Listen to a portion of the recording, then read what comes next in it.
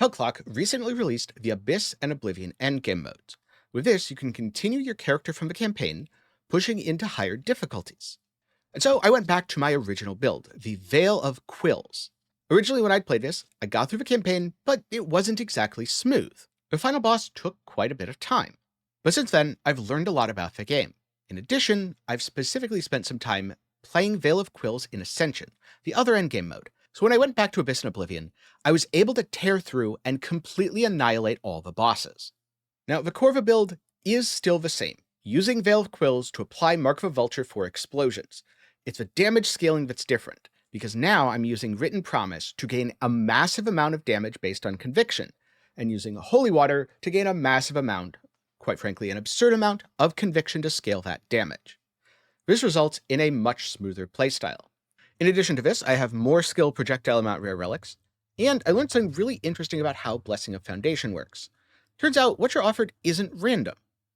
The exact offerings depend on your previous selections. And did you know you can deterministically get a mod that doubles your total projectiles? The way you do this is by selecting the plus 4% crit blessing. This gives you 4% base crit and unlocks two options, 20% increased crit chance or 15% increased crit damage. You want to select 15% increased crit damage, which leads to another two options. In this case, the option you select is 50% projectile damage. You can probably see where this is going. Crit leads to projectile, and guess what 50% projectile damage leads to? That's right, plus 100% projectiles. In other words, your projectiles are doubled because it is a multiplicative buff for dealing 30% less damage. Meaning you're not actually dealing double damage, you're dealing 1.4 times damage, but that's still a lot of extra damage and a lot of extra projectiles to trigger explosions. And I found that this was very, very reliable, far more so than hoping for the plus 2 Quills, the blessing that I was going for previously.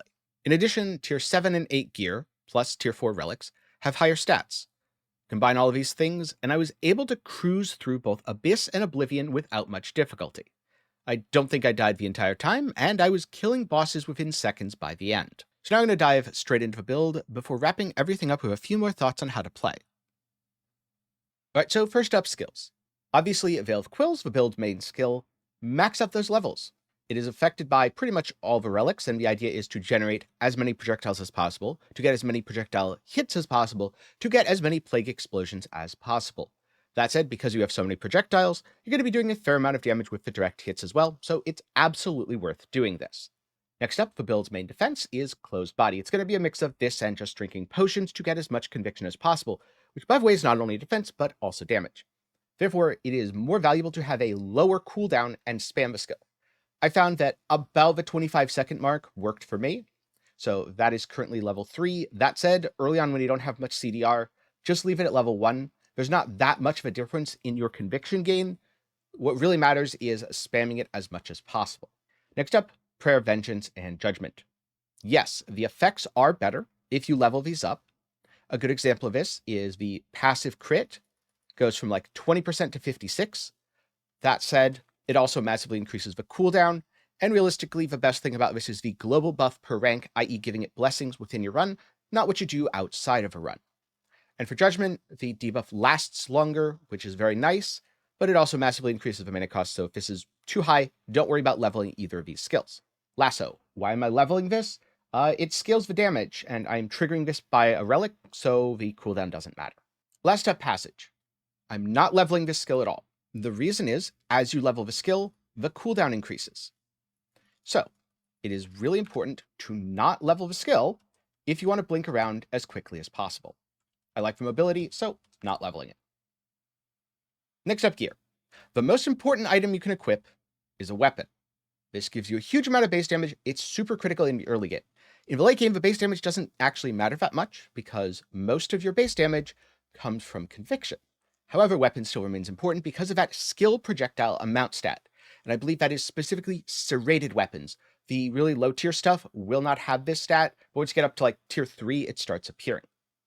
And so, what does that mean? Well, when combined with some relics, but also give it means you fire a whole bunch of projectiles. And the more projectiles, the more hits, the more plague explosions, so this is all your damage. Rings are also generally offensive slots. Base damage is good early game. Honestly, I should swap this over to crit damage. I just haven't bothered because I'm going to be trying other builds on this character, and I was already melting everything anyway. But if you're all in on Veil of Quills, absolutely 100% swap this to crit damage. It is way more impactful than 220 base damage when you're getting like hundreds of thousands of resolve. For the left ring, you can either go lifesteal or crit chance. In the early game, lifesteal is helpful for keeping you alive. Late game, crit chance is the way to go. Then on neckwear, conviction decay resistance. You want as much conviction as possible for as long as possible, because that's damage. Chest piece, this is primarily a life stick. If you need resistances, such as you're doing Abyss and Oblivion, very much go for res. Otherwise, go for evasion or endurance for additional defenses. On the cap, I really like going for evasion or endurance. The base phys res is also quite good. Belt and pants, get cooldown speed. Now, one thing to note that's very important, attack speed does not affect spells. Cooldown speed functions as cast speed. So not only does this mean you can use all of your utility skills more, but this means you get more damage. So go for that. Then for boots, movement speed. This is also another good place to get elemental resistances. Next up, keepsake or accessory. The keepsake gives mana by default, but you can also get either skill mana cost or CDR. I've gone back and forth on these. Honestly, both are pretty good. Go with whatever feels right in the moment. And then for the accessory, conviction gain. This is really important for your damage. Moving on, we have the Oblivion Bell, a special passive tree only available in Abyss and Oblivion.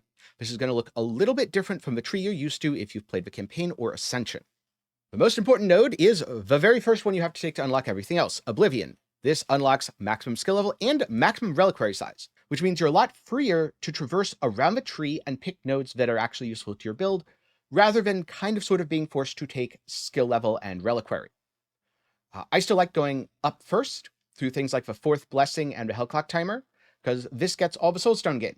More soulstone means more memory levels and more resources to play with.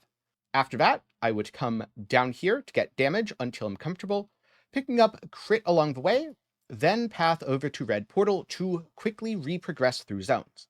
Going through the experience gain here is very nice because 15% EXP means more levels and more skill ranks plus blessings within your run.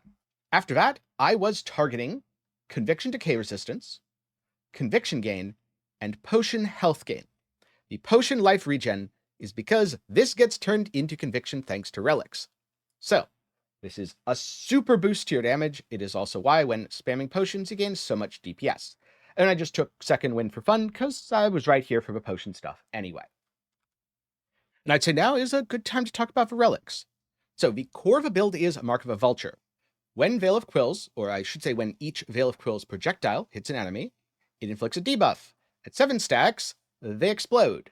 It gets even better, because you can combine it with Feathered Dagger, where a Veil of Quills pierces enemies. It does deal reduced damage per enemy pierced, but remember, each time it pierces, it can hit the same target because they have homing, which can stack up Vulture's Mark, which means more Plague Explosions, aka more damage. So these two, that is the base core setup. In addition to this, where do you get all the ridiculous damage scaling?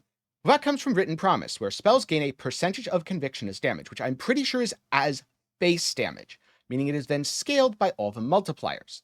How do you get a ton of conviction? Well, you can spam Close Body or use Holy Water. So potions give a huge percentage of their value. The life you would gain is instead conviction. Yes, this means you can't recover life, and no, that is not a problem.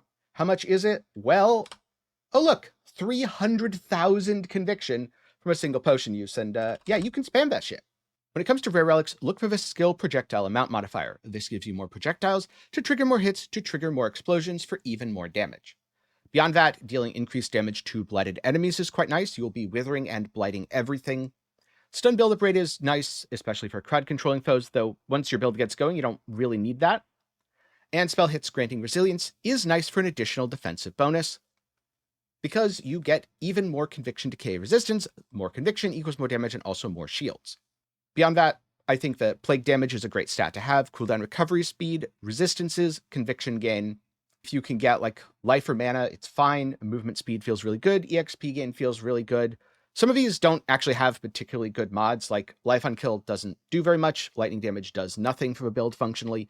It's really only for mana regen it's useful. Still worth using because of a skill projectile amount. Then, last but not least, the Constellation map. I've gone back and forth on this a lot. I've tried a whole bunch of different setups. I'm still not fully happy with this. Also, in the future, more constellations are going to unlock, so this is definitely going to change. But for now, what I found is I like starting here to get crit chance from a Discipline Devotion, come up here for Agility Orbs, and come over here for reducing cooldowns when you gain an Agility or Power Up. Now, this won't unlock immediately. You usually need to put some extra points into something like this. Fun fact, this is a really good way to get extra mana regen, so it's super worth it. So I'd say these are the core early game talents. This gets a whole bunch of offensive and defensive benefits while mostly fixing mana problems. For some extra damage, come up here and start with the Plague Damage branch. Go all the way over and down to blighted enemies have a chance to miss very physical attacks, because this is a pretty darn good defensive layer. Also, if you need resistances, grab these nodes and finish things off for the completion bonus. Next thing that I like to go into down here is movement speed, cooldown speed, area of effect, all really good. Defeating a rare monster attracts all loot. This feels great. It is so annoying to have to backtrack or just risk missing loot. And area of effect skills deal 20% multiplicative damage. I will admit I am not 100% sure if this applies to the Vulture's Mark Explosion or not, but it's only 1 point, and I think this is worth it regardless, so I took it. Then, because there are some resistance penalties, I grabbed these. This also gives a little bit of extra mana recovery. I came over here for Conviction Gain. This is multiplicative Conviction Gain, which is really powerful, and multiplicative Conviction Decay Resistance. This is part of why my character is able to maintain so much conviction. This last node, not actually super important.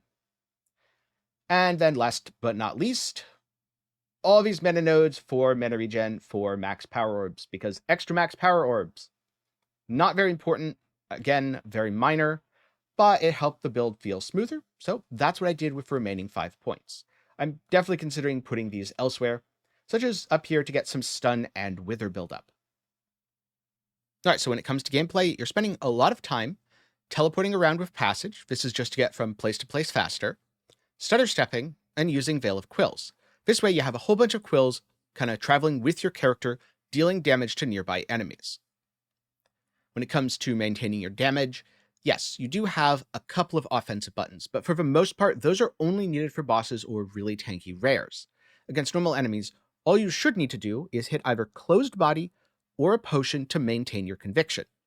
Since so much of your base damage comes from having high conviction, this is the most important thing to do to maintain DPS. If you notice that, oh, well, enemies aren't really dying anymore, and you look and your conviction has almost completely decayed, that's probably why. Conviction is always going to be ticking down. Luckily, you get a good number of potion drops, and you can reduce your cooldown by generating both agility and power orbs, so it shouldn't be too much trouble to constantly be using these skills and refreshing. I also found that the DPS got really crazy. Near the start of this video, I played a clip and I didn't explain the context. This is the final boss, Nina's Monster, from the very end of Oblivion. And I kill it in just a couple seconds, which means I'd estimate my DPS is somewhere in the 10 billion range. I don't know exactly because it's kind of hard to calculate when it's all about burst damage. Yes, my sustained damage is going to be much, much, much lower than this as conviction decays, but by rapidly popping all of my potions right before boss, I can unleash tens of millions of damage and completely obliterate the target.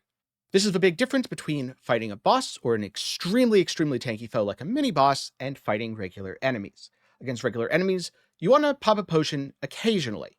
Against a boss, at least provided you have enough damage to kill it outright, you want to use most, if not all of your potions right up front. If you're not 100% sure if you'll kill it in time, maybe save a couple as reserve so you can do a second burn. And so that is the endgame version for Veil of Quills that I used to complete Abyss and Oblivion. This also does work in Ascension, the game's other endgame mode. I had quite a bit of fun clearing Ascension with this, and I found the early game to be surprisingly smooth. Just get the Explosion Relic and you're kinda good to go. Veil of Quills was the first build that I found success with in hellclock, so it only felt fitting that when the new endgame came out, I revisit it and I try my hand at making it better. I think the results speak for themselves. That said, there's plenty of other cool builds to play in hellclock, such as Rosary Summoner. Recently that did get a little bit of a nerf. You can no longer spam the minions quite as much as you used to, but it still has more than enough damage to clear all the content. Link to that will be up in the card and down below if you're looking to watch something else. Also, in the near future, I think I'm going to talk about a couple of the other builds I played in hellclock, so get subscribed if that interests you. For now, thank you very much for watching to the end. If you enjoyed, do be sure to leave a like, and with that, I'll see you in the next one.